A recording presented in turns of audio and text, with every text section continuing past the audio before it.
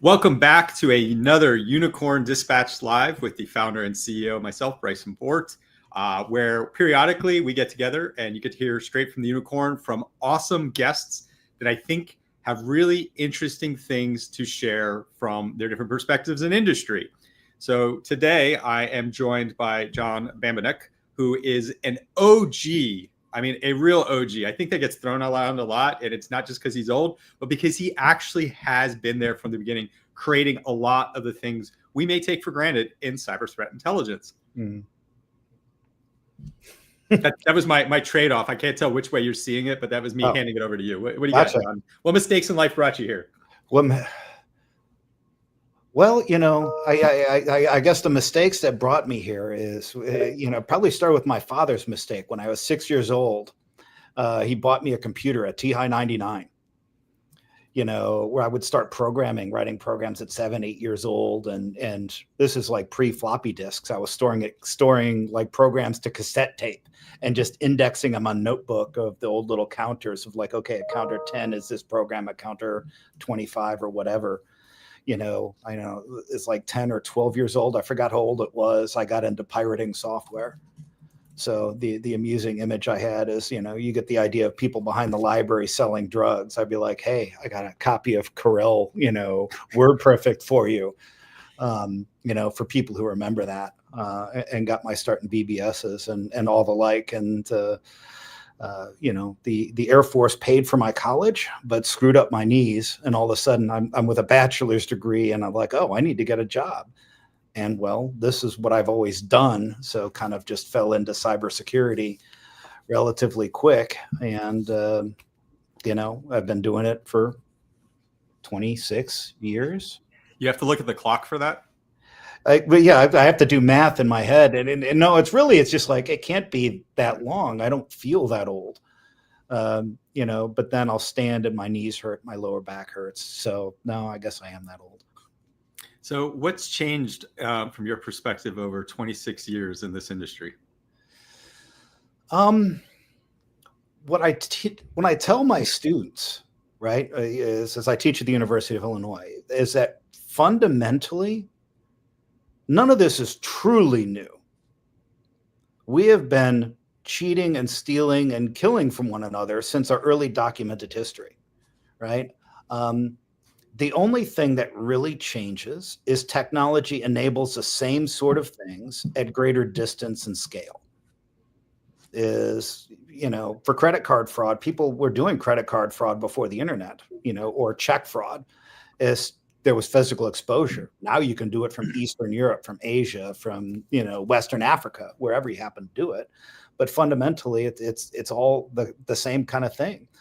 Social engineering appears in some of our, they wouldn't call it that, but in some of our most ancient literature, right? If you think of, what would you think the earliest documented historical literature that covers social engineering? I would have guessed going back to the fracking days, like in the 60s and 70s. Oh, no. You're a few millennia off. Okay, so I'm going to guess we're in the aughts.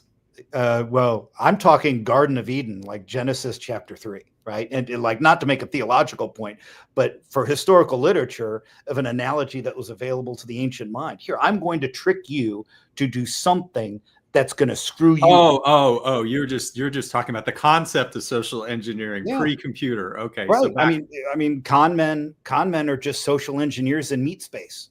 Right. So what is it? When is it? Yeah, I mean, it's Genesis chapter 3, right? Oh, you meant literally in the Bible, there's a social engineering component. Yeah. Oh, yeah. okay. I mean, and like I said, I've pointed a couple of things of just like ancient Judaist texts of modern cybercrime equivalents, right? It's all there. We've been stealing ever since we've had stuff.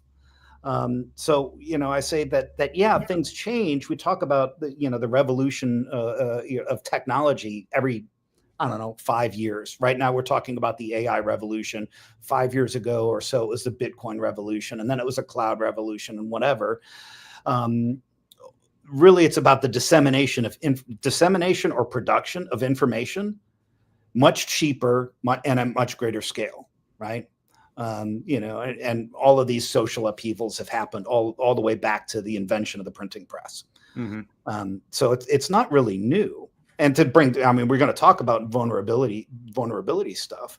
The problems we've had with IoT technology, really, we've had those with Windows 15, 20 years ago, more or less solved with automatic updates, at least in the consumer space. But you can't do that in IoT, and you can't do that with networking error because, oh, by the way, you've got to reflash firmware.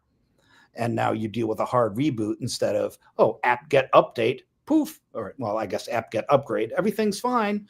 You don't get that in IoT and vulnerability space. So the only thing that changes is it sucks at greater scale and velocity. There's more, and it keeps going more on the more, and here we are with more squared. That's your where we are. Yeah. I mean, in essence, right? Is AI going to solve it? It's going to create more problems that are harder to detect.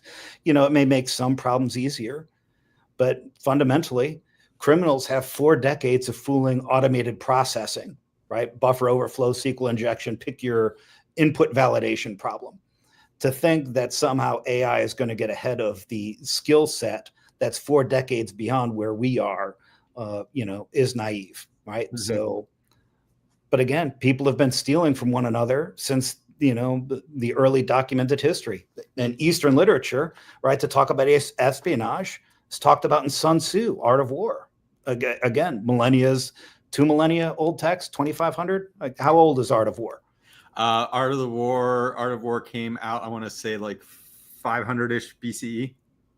Yeah, about 2,500. Okay, yeah. So all of this, random factoids in my brain is somehow firing faithfully. This, it's summer, right? It's 12:07 here, but it's morning, right? Okay, well, John, so you now really have given us a proper threat intelligence episode because we now mentioned Sansa, and if we don't mention Clausewitz, then I mean I'm going to be really disappointed. I'd have to figure out how to, I'm sure it'll come up somewhere in this hour to bring it full circle. All but right, I'm not going to talk about OODA loops because that's just been played out. So, of course, that's the more on top of the more, which is where we're all struggling. And I talk about that as the existential angst that we are all facing, because at the end of the day, this is an unsolved space. And this is a young discipline. And I think we forget how young it is. And we are all kind of figuring it out as we go. And well, that's what threat intelligence is supposed to help us with, right? At the end of the day, what's the tip to us understanding what might happen? Because that's what makes this stuff so hard. Somebody else is doing it to us. I can engineer a bridge to certain specifications, but how do I engineer cybersecurity to who might do something to me? So let's start with that. What is threat intelligence? How is it supposed to help us? And why does it suck? Threat intelligence, again, is kind of stolen from the intelligence community, right? And, there's a reason I bring that up, right? And we'll get back to that. But the notion is, what are the most likely adversaries to my organization? What are they most likely to do? So I can somehow get ahead of it, right? Versus, the building's on fire, I should put that out. How can I prevent the fire in the first place? Oh, well, the arsonists do this or whatever. Or, for instance, going back to, the sandbox conflicts. Okay, we know the adversary likes IEDs and roadside stuff. How can we protect our organizations, right? Monitoring the roadway in front of them, reinforcing the sides of armored vehicles, what have you. Mapping that to cybersecurity, right? And what I'm going to guess, a lot of your listeners went through this exercise in the last 2 weeks. There's a lot of, in part because CISA said, hey, you need to be worried about Iranian-based actors who are engaging in retaliation based off of the conflict that I don't want to say has since been resolved. We'll call it in a state of detente right now. But we didn't... most people didn't realize it was going to probably be in a detente pretty quickly, right? Missiles are flying.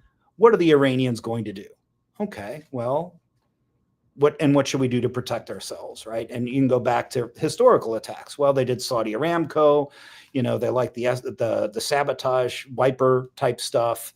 you can do a couple of things to harden your environment like that. Why it sucks is security end to end has a huge problem with metrics. We don't know how to measure things. And in fairness, it's the same problem of insurance, which is decades older than cybersecurity. How do I measure the value of health insurance? Well, if I get cancer, it's going to take care of my bills. But thankfully, one, I don't have cancer. And thankfully, by and large, the population at all doesn't have cancer or even auto insurance. I'm a 48-year-old driver. I don't get into car accidents unless somebody hits me, right? But it's a bill that gets paid every month, and it looks like wasted money until you need it, right? Cybersecurity is the same way. How do you measure events that didn't occur? Mathematically, it's subjective, right? And all of our metrics are subjective. So to get to the point of threat intelligence, how do you measure it? People sit there, oh, give me the number of IOCs. I can count IOCs, right?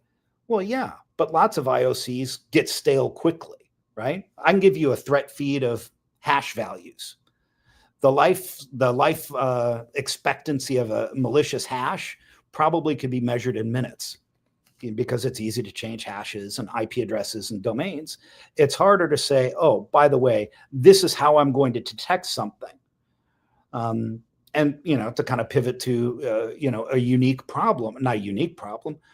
We've seen the evolution of threat actors really focusing less on malware and more on malicious use of binaries that are on a system. Anything I could do with malware, probably I can do with PowerShell, and the history and track record of EDR tools flagging correctly on malicious scripting languages is somewhere around piss and poor. So attackers are going there. How do I disseminate a feed of PowerShell malware? You don't. You add a space, the hash value changes. The track record is poor. So it's a case that, hey, we've got to measure things, but the easy metrics are just wrong. And as a result, it kind of sucks.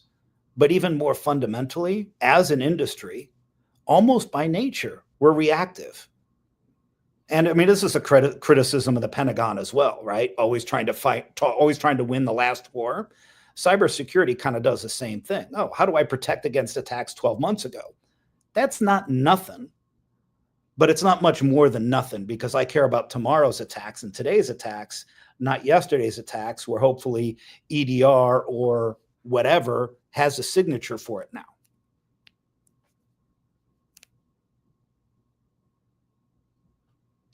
You're muted.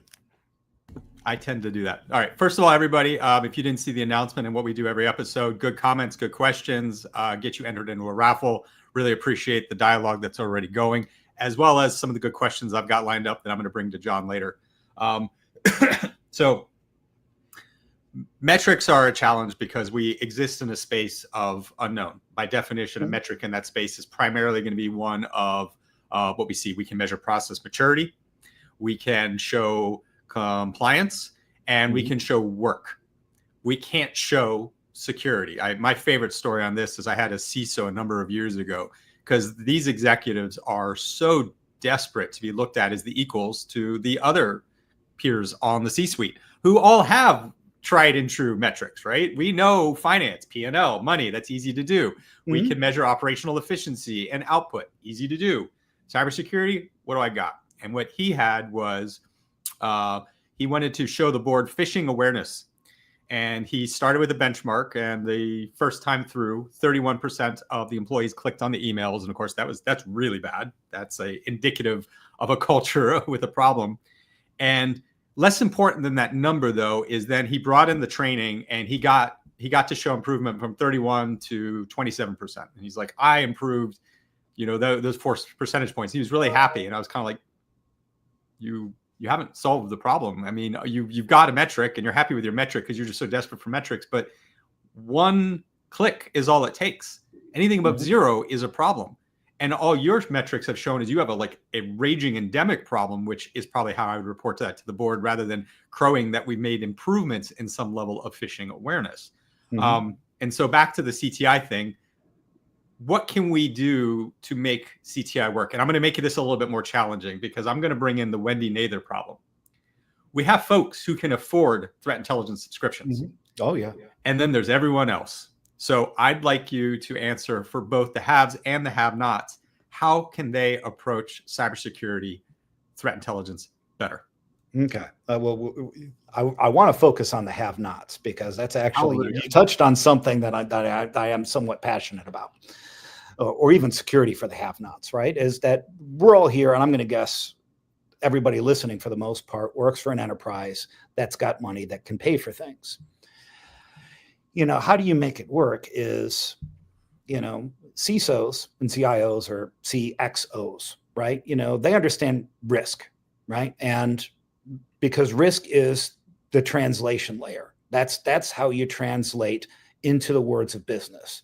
Because ultimately, at least for-profit institutions, revenue minus costs equal profit.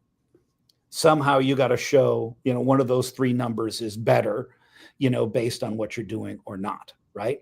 And risk is the absence of harm. Now, you talk about compliance. Why is compliance always a thing? Because the risk of compliance is fines or civil liability, and dollars you can measure, and dollars are the language of business, right? Compliance is not security, but compliance is risk. Because if a business faces a 4% fine of global revenues to use GDPR, they listen quite quickly because the profit margins usually aren't much better than 4%. I think the increasing focus over time of threat intelligence that's now talking about vulnerability intelligence is really, that's kind of an easy risk because usually vulnerabilities also tie in compliance stuff, or at least contracts, right? Oh, you've got a 9.8 CVSS score vulnerability. You've got X hours to fix it, or you deal with contractual violations, or if you're healthcare, whatever, right? It's an easier problem to measure. But then when you talk about risk in terms of the threat, I don't even really know how to separate out vulnerability intelligence versus threat intelligence. Is what is the adversary doing? Really, hey, what's happening to our peer organizations? It's why the ISACs are more important, right? If you work in healthcare, what does the Change Healthcare breach mean for your hospital network or your physician network? That's easier to understand, right? And usually the numbers are somewhat more available versus the threat landscape of a utility or the power, water, whatever, right? Very different. And translating it into kind of really availability is the easiest case to make for any organization, right? It's why people care about ransomware. Ransomware is kind of an integrity attack, but really the crippling part of ransomware is I'm going to take down an organization. That's availability. That's lost revenue. That's why DDoS tools still sell.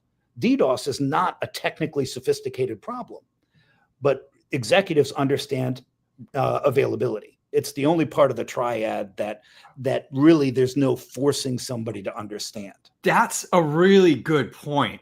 Because that crystallizes a thought I've had for years about where confidentiality and integrity don't have immediate business impacts. Sometimes they have no impact. Yeah, well, let's look to the ones where there actually is impact, because we have 15 to 20 years of the Chinese stealing everything that is not bolted down in this country, right? We have Keith Alexander, back when he was the NSA DER, commenting on is the greatest wealth transfer in the history of humankind. Okay. And yet, what has been the response from private industry? Relatively milquetoast. And the reason is what you just crystallized, which is availability hits me now.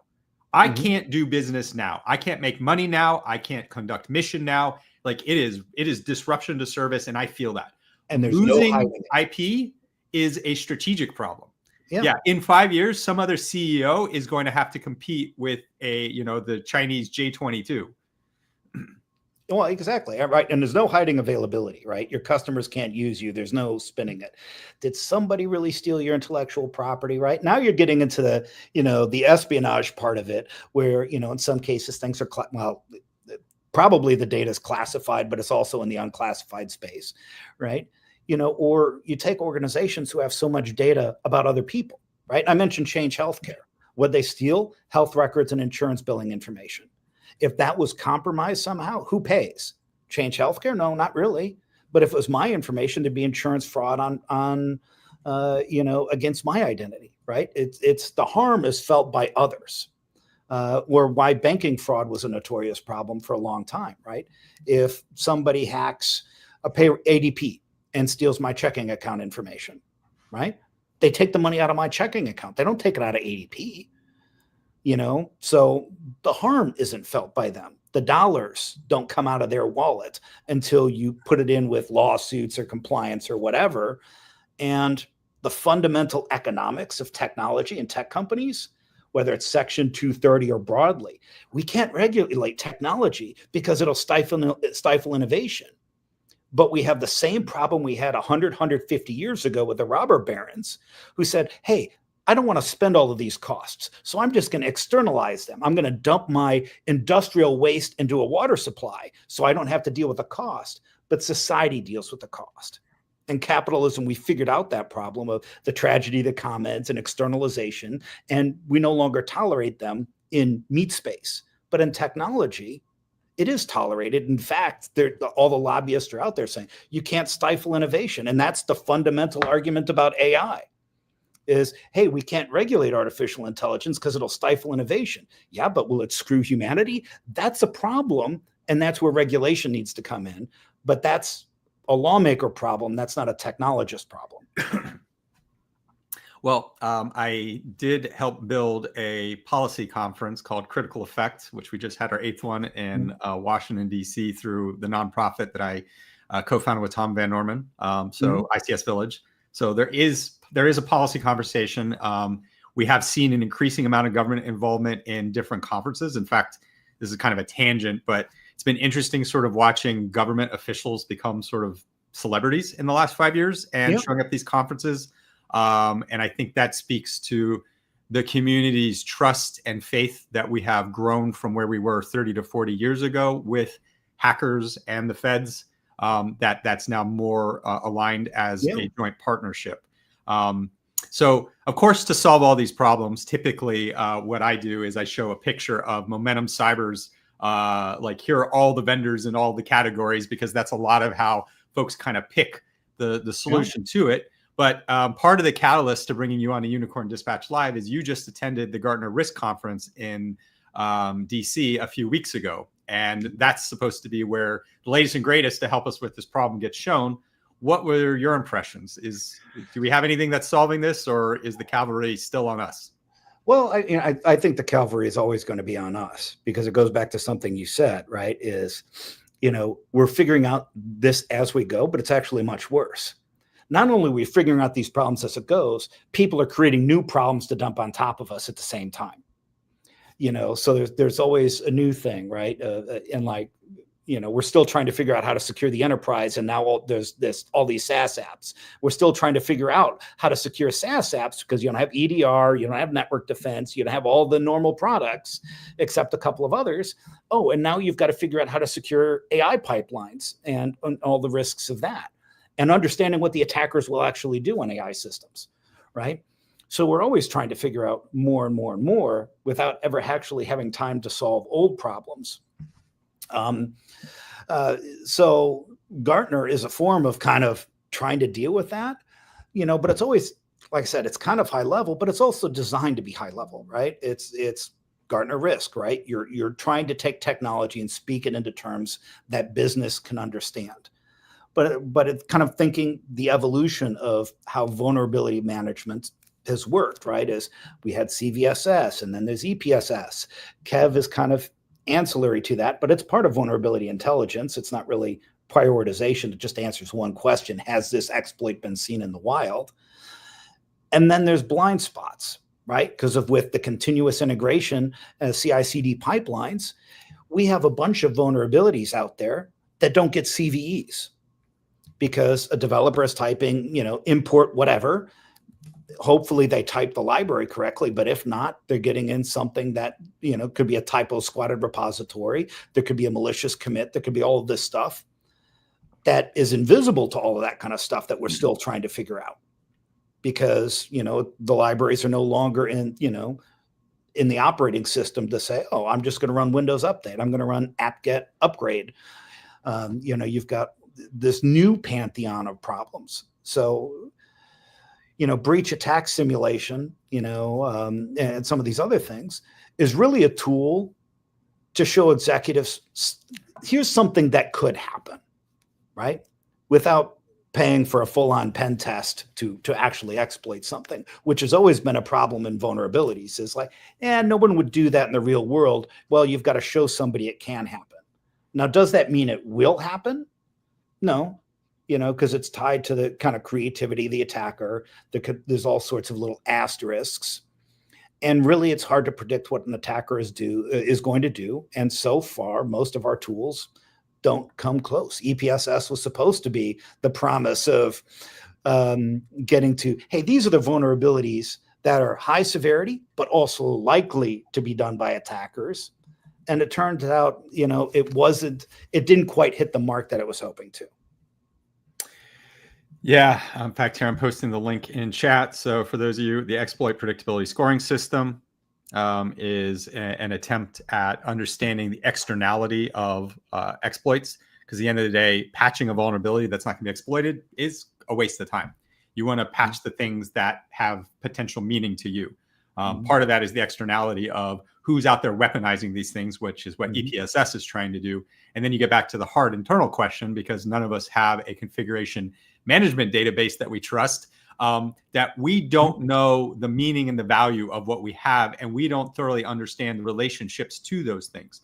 To me, those are the key factors that we have to bring together. And what I always tell everybody, because John brought up EPSS, is work internal to external. And the problem I see in industry is we do the outside in because it's easier to outsource and contract to the sexy CTI team that is providing me those things. And it looks cool because I'm toe to toe with the attackers, and going down and doing the unsexy work of understanding context and business value and impact and relationships is not fun, but it's what's missing and is what is more important, and is also what I can control, because that goes back to what's the definition of a threat: motive, capability, and then opportunity, which is that surface area and context that we can control and we can provide. So you, the defender, do in fact have a serious vote in all of this. Absolutely. Right. And, the difficulty of working from the outside in, we're borrowing these tools from the intelligence community, but we're not intelligence agencies. We don't have those tools, right? We don't get to engage in espionage against the adversary, really. There's some people that get a little bit forward leaning, but even say the Flashpoint and Intel 471s of the world, they're really monitoring forums, which is essentially the quasi-public communication of the adversary. Very few people would admit openly, oh, by the way, I'm hacking into these criminal groups and I'm reading their comms and all this kind of stuff, because, well, frankly, that is a felony. I don't know that you'd be prosecuted for it, but that is criminal behavior. So we don't have the same tools of the intelligence community, but we're borrowing the techniques. Well, you're never really going to know what the adversary is doing unless we're planting informants, for instance, right? Are we gonna ship somebody off to the Russian Federation and have them infiltrate a cybercrime group to write 0 days for the purposes of seeing how they're used in the wild? No, that's not a tool in our tool chest, and I don't think it makes much sense to do. And we're all kind of broken up as we've got good talent working for all of these other companies, but it's not like we're spending real time of doing 20, 30 hours a week for an ISAC, for instance. We're always fighting fires or trying to be, one step ahead of an inferno breaking out. There's very few people who have the time to do truly strategic level stuff. So you are welcome to agree. You're welcome to argue. I know I don't need to preface it, but I'm going to anyway, just so you feel comfortable, because I'm going to make this a little more personal. So you mentioned breach and attack simulation. The theory of the value, the entelechy, if I want to get fancy, of the realization of potential of breach and attack simulation is that I can drive a signal internally. So we talked about the value of context, and now it's the ability to, instead of doing a full-on exercise, I can schedule, I can control, and I can do those things with the toolkits in my hands. Now, My criticism when I look at the breach and attack simulation space is they turned MITRE ATT&CK into a bingo card. Yes. And what I mean by that is they've taken all of the TTPs of MITRE ATT&CK for that effective attack coverage, and they make it where I can one-off run all of those procedures. And the failure of that is the detections and the controls validation that you need to do is too simple to have purpose. Yes. I didn't steal credentials to steal credentials and high five someone around the Beijing or Moscow operating center. I stole credentials because I'm now that user, that asset, that instance in your company. And what I do next will look different on host and on network, which is where your technical controls are built based on that. And so my spicy take is I think breach and attack simulation has failed and in fact cost this industry because folks have spent tens of millions of dollars overall on the space, and even more, spent tens of millions of dollars of resource effort building off of the insights they think they're getting from that space and have been led astray. I would agree with that. The business counterpoint to that, not one that I personally believe, right, is executives want to say, hey, I'm engaging in due diligence and due care. Well, the nature of those tools, doing due diligence and due care, is I'm checking a box at the most price efficient price point as possible. It's why Qualys and vulnerability scanners are still a thing. You and I would agree that they have nominal value, except, if you're seeing if your external tool is scanning your entire IP space and seeing a CVSS 10.0 vulnerability that's in fact real, well, you probably should do something about that. But it's going to miss a whole lot because external vulnerability scanning is, by definition, misses the internal stuff. It misses components. It misses lots of things, right? But it allows me to check a box. Hey, I'm vulnerability scanning. I'm being proactive, right? And breach attack simulation is a way that business leaders can say, I'm doing something about that problem. And some measure, probably a lot of corporate executives are going to be tempted by that because it's their off-ramp, right? Hey, people are compromising it. Vulnerability exploitation is now overtaking phishing as an initial vector, right? Now executives can say, hey, I'm using breach attack simulation to try to solve some of that problem, but you're checking a box, right? Mm-hmm. People like you and me, how do we improve security as a whole, which coincidentally, we skip past how do we do threat intelligence and how do we do security for the unresourced or under-resourced, and we'll get to that in 30 seconds, right?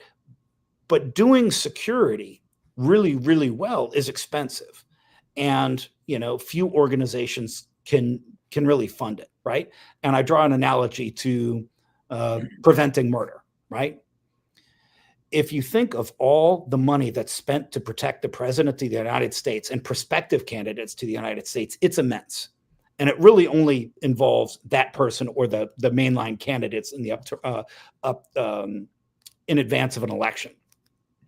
And about once a generation, the Secret Service fails and somebody takes a shot. Happened to Reagan, happened to Trump. And this is somebody spending, I don't want to say unlimited because there is a number, but an immense amount of energy to protect one person. That would be preposterous for any individual, whether you're a cartel leader or an executive of a company. And the same is true for cybersecurity.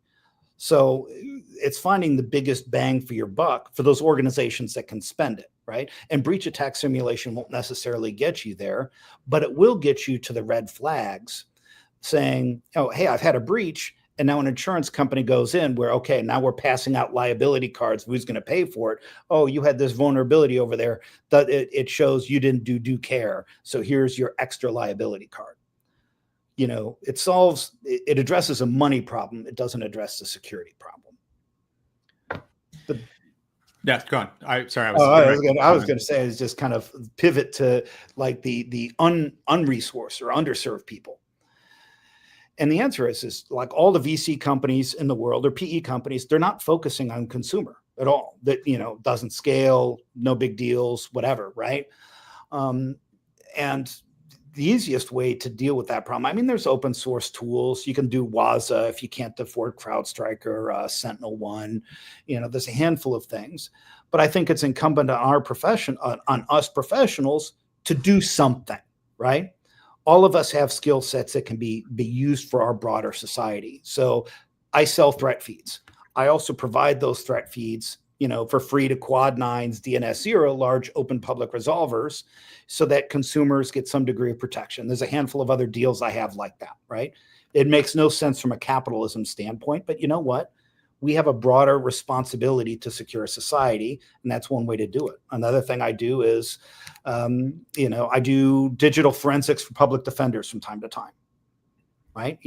If you got a public defender, you're not going to get a digital forensic expert, right? You're going to get a public defender who's probably overworked, right? So it's a way of, and it has the effect of also helping local law enforcement be better, because if I can debunk their analysis, then it's a learning experience for them, right? Do you recommend InfraGard as an organization that folks participate in for that? InfraGard, is it kind of like a quasi ISAC, but it's a great kind of networking opportunity to find other peer professionals and can maybe help people find a project like that. But it's also, how do we protect society? How do we, keep the lights on in an emergency situation? And I don't know that InfraGard ended up being used, but at the start of the pandemic, there was a notion of, hey, we may have trouble keeping the lights on. And InfraGard was one of those organizations, that says, okay, hey, we now need to be in making sure society runs, and technology is part of that. Mm-hmm. So back to taking this now into a broader thing, Gartner came out with this model called the Continuous Threat Exposure Management, CTEM, which now pulls in scope, where threat intelligence comes in, then the different ways of external attack surface management, cloud posture security management, breach and attack simulation, red teaming, purple teaming, like all of this now is into this great process. For the regular listeners on the show, I've actually for once extolled Gartner for this. It's a little self-congratulatory because I did collaborate with their analysts on giving them ideas to create it.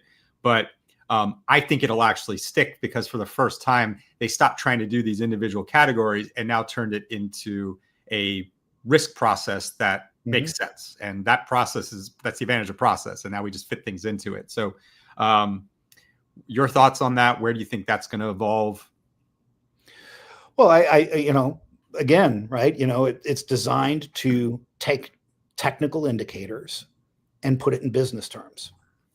And insofar as you can do that, and as long as that process is a close enough approximation to reality, now you're having metrics that make sense that executives can make decisions on. Oh, if I put $1 million in this, my score goes from 80 to 90. That means my risk is this much lower, right? If you can turn it into a dollars equation, you're more likely to get the right behavior, because all of this really comes down to economics. Businesses are coin-operated machines, right? A crude tool to get businesses to operate correctly is regulation, and that, like I said, it's crude with all of its other associated inefficiencies, but if you get CTEM, right, it's like, everything is changing all the time, right? So as long as you've got that process, fine-tuned, locked in, where people are now, you've got a number that people can look at, that hopefully somebody can turn that into, hey, a decrease or an increase of 5% means $10 million more of cost or $10 million less of cost. I know what I can spend to fix that problem. Okay, I have a ton of questions for you, so we're going to start getting into those, and we'll spin off as you see. First question, which is going to be really easy, is: are you going to be a black hat? Unfortunately not. It's, I've got, I'm more or less a single father these days with young kids. So it's kind of hard to arrange everything for me to gallivant in Las Vegas for a week, much as I've loved doing that for every year, at least to see the colleagues. I don't know that I find Black Hat the most informative conference, but it's a great opportunity to go find my peers that I think it'll be a couple more years before I can be back again. I was really disappointed with Black Hat last year. I felt like there was a really anemic attendance. I will be there Full disclosure, I have to be there as a product vendor CEO. Yeah. Certainly running the village, I'll be at DEF CON like I have been for the last 16 years. But my supposition there is that the cybersecurity conferences, the national ones, are all going to become AI conferences with a side of cyber, because that's where the funding is. Yeah. I mean, there's always an element of that. I mean, Black Hat, RSA are essentially trade shows, right? It's the InfoSec Grand Bazaar. And it always has been, it always will be. DEF CON, less so, right? And there's ancillary events. That doesn't mean they don't have value, but I don't know that I would buy a conference pass and start attending talks at Black Hat. But, somebody mentioned B-Sides Las Vegas, definitely, but it's also just a great opportunity to be there, during the week, even if you don't necessarily get an expo pass and look at the floor. Joe also highlights, on top of the B-Sides, there is also the Diana Initiative and HOPE, which is Hackers on Planet Earth. So I think what we've seen is sort of the metastasizing, I'm struggling with big words today, of these conferences, where there's a lot of things that happen around them, because the core conference lacks the direct pull of itself, other than to bring people to the city during that time period. Yes. And then you see the B-Sides, and then additional third parties. Also, I'll throw out SquadCon's there, QueerCon is there. I think there's even more. There's now dozens that happen in Vegas during that time period. Oh yeah, no, and plenty that are less than public, right? So I mean, there's value being there that week, and I would encourage any professional who's never gone, do the summer camp at least once and check it off your bucket list, and hopefully stop by the ICS Village and say hi. Yeah, I mean, and if you're not interested in ICS, there's an AI Village. Like DEF CON is great. There's all of these various groups. Whatever you're interested in, there's probably a village at DEF CON for it. So certainly that the weekend of Black Hat. So, for those of you who get travel budget, definitely try to make it there. For those of you who don't know what the villages are, this is a DEF CON concept that started, I don't even know how long ago. My village, the ICS Village, we've been doing it for over a decade. And I feel like it's the old school hacker feeling. Instead of coming to a lecture with a nerd and PowerPoint trying to explain coding to you, you get hands-on on whatever that protocol is. Obviously, we're industrial control systems. There's artificial intelligence. There's a malware village. There's a voting village. There's a maritime village. There is something for your interest, and it is staffed by volunteers who are there to get you from zero to hero like that. Well, and it's one of our ways. Our industry is like, hey, you're interested in this, you're junior level. Hey, let's share knowledge. It's it's kind of harkens to the 90s era hacker ethos of information should be free, right? Where it's, hey, I'm eventually going to retire, I hope. I have plans anyway, so somebody needs to take my place, right? Okay. This is a tough question from Raymond. So his easy question was the Black Hat one. The hard one is, best way to overcome user error is still education? I would reframe the problem there. The problem isn't so much user error. Humans make mistakes. We always have been.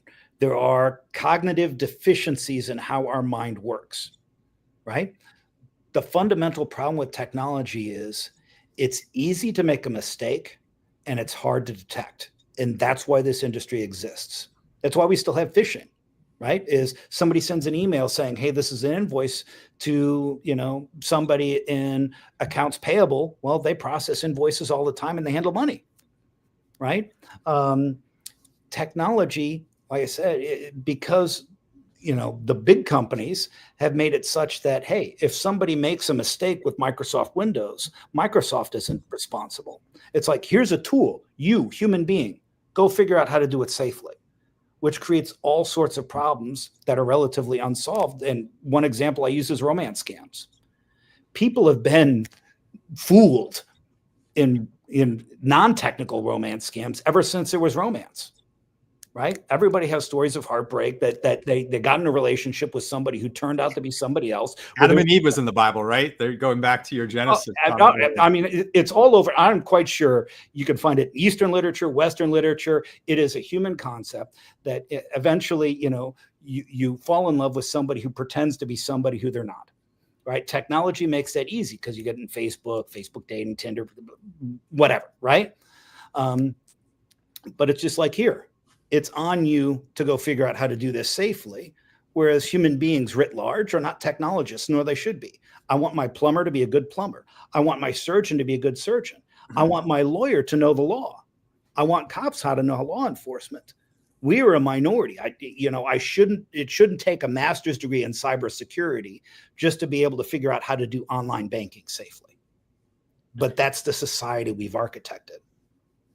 And then from the enterprise security perspective, I always argue if a user can click a link and your enterprise burns to the ground, that's not the user's fault. That's your fault in enterprise security. We need to build resilient systems that handle failure.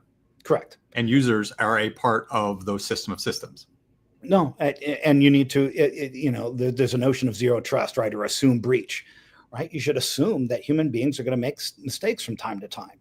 And we're all experts in technology, and we've made technical mistakes. You're not really a technology professional until you burn down production at least once. Right? You don't have to do that to get by. All right. So this takes the whole discussion of, do I need a cert to another level? Don't burn your production down to get your creds. That's a resume updating event on average. So back to threat intelligence. When it comes to using cyber threat intelligence for threat hunting and risk assessment, how can security professionals determine if the resources are legitimate and accurate, besides the fact that you, of course, have legitimate and accurate information? The short answer is what's legitimate and accurate for you. So, we'll talk about the threat intelligence data that I sell. I'm mostly focused on cybercrime, a little bit of ransomware. Incidentally, I have some APT stuff there, but if you're looking for APT stuff, I don't have it, right? I'm not Mandiant. Right. And there's a lot of ways to do that. Part of that is just field testing it. People will throw out PDFs of threat reports. Can you figure out what that means for detection and threat hunting? Do it in your environment. And does it put you on wild goose chases? Right. And, this gets back into the measurement problem. We often measure defensive cybersecurity by false positive rates. Too high of a false positive, boot it out. Right. You can't really measure by false negatives, but ergo kind of the problem.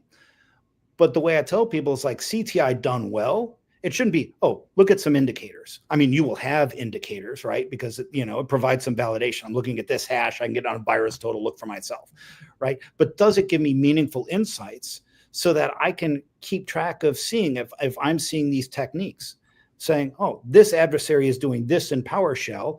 By the way, you can go log into your Microsoft Defender for Endpoint or Sentinel console, put in this in KQL, and you will find this going on in your environment.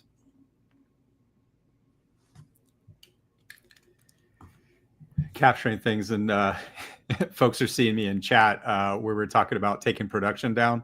When I was a battle captain in the Army on an exercise, I had a second lieutenant accidentally shut off an entire part of our operational network, and I had to go and resolve that and help him. I provided the cover, so they didn't know what he had done, but it was a learning moment that he still, all of these years later, has not forgotten.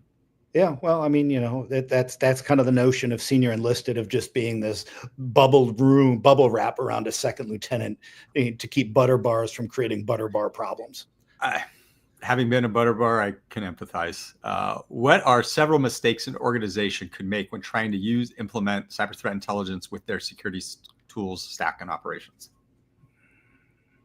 So what are some big screw-ups? There's the false positive, but I think one of the things that I see often overlooked is that there's lots of CTI tools out there that really can just block against already known stuff.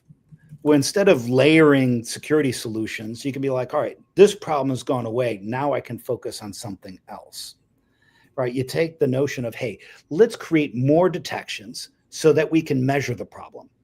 And the problem with more detections is, great, now your SOC or your MDR firm is now churning more stuff, spending more money. instead of getting one alert for high fidelity, they're getting 10 alerts for, something that's already blocked. And kind of my favorite CTI indicator that illustrates this is there's tons of indicators out there for like brute force attacks. Well, that's great, but I'm not running an SSH server with admin. And if I am, all the CTI in the world isn't going to help me. So there's lots of kind of low rent feeds out there because it's the easiest data to collect, that's doing nothing for an organization except causing your MDR or your level 1 SOC grinding out tickets for stuff that was already blocked in the first place, even without the CTI in present. So I'm going to combine two questions into one because, of course, artificial intelligence. So what are your takes on AI for security purposes for the substitution in certain situations with many organizations nowadays? And that subsumes also a comment on orchestration, which is a efficiency component of the CTI process. So we didn't talk about it. I'm finishing my PhD in AI and using AI for cybersecurity, right? Like I said, eventually I will. Congratulations, future doctor. Yeah. And I work for a healthcare company now where it'd be untoward to call a PhD doctor or people get upset quickly. You're not a real doctor. Yeah. So using AI for cybersecurity is uniquely dangerous. And in part, I think I made a fleeting reference to it, is our adversary has spent 4 decades fooling automated systems. AI is going to make that successful deception happen at greater speed and velocity. So there always should be a human in the mix. But the whole notion of AI is to replace humans. Right. And kind of one framework I do is just based off of Army procurement QA is, until you're confident of something, test 10%. When you're confident in something and the false positive, false negative error drops, test 1%. Right. So every bullet you buy from a vendor, right, some measure of them was fired to make sure the gun doesn't blow up in a soldier's hand. Right. The same thing about AI is just have, right, it's, 100 alerts are done by your AI security orchestration, whatever. 10% should be done by a human being to make sure it comes to the same result. But AI systems are notoriously geared or biased towards make a decision. The interesting events where adversaries are changing techniques are where the AI systems, if you actually looked at the metric, are less confident. They may be greater than 50% confidence, but 50% confidence is flip a coin. I don't know, right?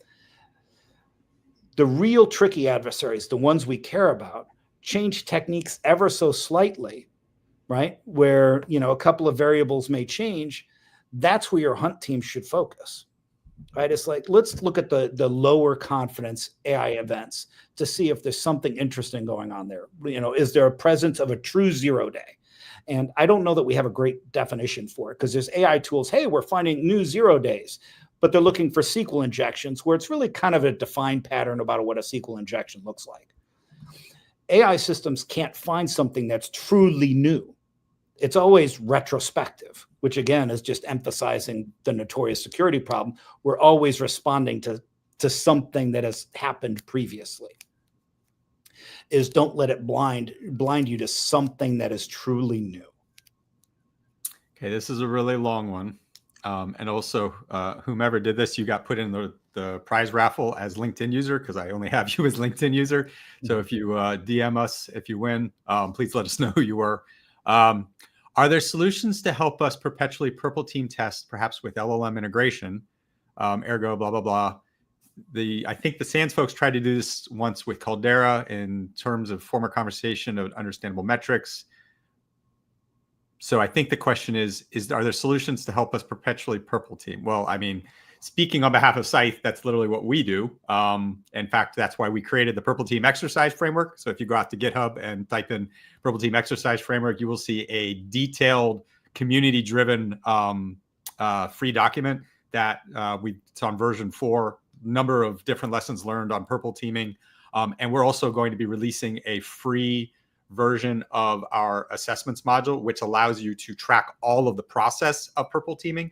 So all of this piece. It allows you to identify the process, the scope, the details, and the remediations all in a shared platform. And that's going to be a free tool that we're going to be pushing out later this year. But John, what other things have you seen across the spectrum, which we'll throw CTM in here because CTM really is that whole scope of this? What are some things you like or don't like? Yeah, I mean, CTM was what I was going to point to. Obviously, your tool, the LLM integration. The one benefit of all of these frameworks is that, I mean, you could build, agents around that to start saying, here's the high value work you need to be doing, right? But go to ChatGPT and say, here, purple team this, your mileage varies. But the framework to say, hey, I'm seeing, privilege escalation, Mimikatz or whatever, right? Where do I really need to look? Where you can start, putting guardrails around your LLM to say, hey, yeah, here's the whole list of areas of weakness in your organization, right? But where's the high value points to spend money on? That is something that an LLM could do, in theory, given the guardrails, pretty successfully and probably pretty credibly. Everybody's putting LLMs into everything. So, I've talked to a couple of tip vendors who are trying to put similar things in there. There's a couple of other platforms out there, all of the risk stuff, CTEM, SCYTHE. I don't know what extent you have LLMs into your tool set, but everybody's putting LLM backing into everything. So pretty soon, hopefully, like I said, the one value that I would encourage, for security professionals, as long as you're reading, is we all have to do reports every now and then. If you've got an LLM with good guardrails around it, you can start generating these executive reports that most of us professionals have a hard time communicating to the board in the first place. Well, an LLM can help you bridge that gap, but don't just, prompt, copy, paste, throw it into PDF and yeet it to the board. Definitely review it, but it can make you a lot more productive faster. We currently have a contract. We announced this from the Defense Innovation Unit, so the innovative part of DoD for the field. We are building an AI model from scratch for offense at SCYTHE, where we will be building the atomic components and then allowing that to be something that the AI can get trained on going up. And that will allow you to just NLP tell it what to do, and then it will automatically pull and be able to autonomously drive toward those objectives. So that's a current R&D project we're doing with government. Back on CTI, Joshua asks, any thoughts on effective approaches for integrating CTI into tabletop exercises or its own exercise, which I'm curious about what CTI as its own exercise means. I'm particularly interested in how a holistic scenario could help organizations operationalize and understand its role within the broader threat landscape and decision-making process. Well, we'll start with CTI, right? Of operationalizing CTI, right? CTI should inform a threat hunt team and your threat detection team. Ultimately, the output of all of this should be, hey, am I detecting and preventing more bad stuff, right? And the same thing with the threat hunt team, a little bit more open-ended, but the goal is, am I detecting and preventing more bad stuff, right? That's the exercise. It's kind of a closed loop between essentially those three groups. As far as tabletop exercises, I just have flashbacks to, the military world who loves their tabletop exercises. The value of a tabletop really is kind of in the business world for executive decision makers. So CTI is what are people actually doing out there? Not like, here's an indicator, can you go find it? Who cares, right? But the exercise many of us went through in the past 2 weeks. Okay, we're concerned about Iranian retaliation. What have they done in the recent past? And go through the exercise of, here's something. Would we detect it? Is the detection relatively narrow, right? And one of my favorite examples of just crappy detections, which we're notorious for in the industry and in vendors, is a snort rule from 2000, give or take, where it was some SMB exploit, right? 25 years ago, shouldn't be surprising on anybody. But if you take a look at the snort rule, and the SID escapes me, it just looked for content Beavis and then content yup yup, which was really, it uses SMB. There was a POC published on BugTrack back when BugTrack was used for full disclosure, where a pop-up would show up where the title would be Beavis and in the window would be yup yup. Well, that's great. You could detect the proof of concept, but an attacker would never do that in the real world. So of simulating an attack that's real and legitimate instead of yeeting, hey, does this thing pop up calc.exe, as if the GRU is really interested in doing algebra on a victim machine in the United States. I mean, you know what the cost of electricity is these days. I got to offload those computations. Well, that's crypto mining. Funniest joke I saw after the bombing of the Iranian site the other week was somebody had taken a picture of crypto mining in Bitcoin, and it showed a sharp drop off during that time period. And so the joke was that uranium enrichment facility was actually their crypto mining. I mean, you know, there's probably an element of truth there, which makes it funny. All right, we are at the hour, so we're going to go to the raffle. Present. So here we go. We had a lot of great participation, and as you can see, this is random. So the winner is Brian. Congratulations, Brian. So if you reach out to us at info@scythe.io, we will get you set up with your swag winnings. Really appreciate everyone's commentary and questions. John, we ran over time because you just had so much awesomeness to share, which yes, Brian Clark, I'm talking about you. Final words of wisdom or snide comments you would like to leave our audience with? I mean, so much snark. You know, but I'll just say, the one thing that I like about being in this industry, right, is, I was a latchkey kid in the 80s, which means really I have a short attention span. And every 2 or 3 years, there's just something new I can focus on. So, instead of getting, pigeonholed into a grind of, hey, I'm doing this thing every year, I'm going to ride out my career for 20 years and hopefully retire, right? Because there's lots of angst out there about how AI is going to displace things. And it is just find something new every 2 to 3 years and just dig into it. Find something that's interesting to you that gets you a little bit of energy instead of just, face down of firefighting, for an entire career. It'll help with burnout. It'll help with professional development. It'll help, get you from, starting your career in the 20s to 65 and retiring to be a Chilean bee farmer. I haven't heard bee farmer before. That's new. Most people I know want to go raise goats. One or the other. I mean, I'm going to retire to the Caribbean. I want to be near the equatorial sun. So the next Unicorn Dispatch Live will be on 22nd July with Richard Seawald of Evolution Equity. And we'll be talking about the perspective of today's event.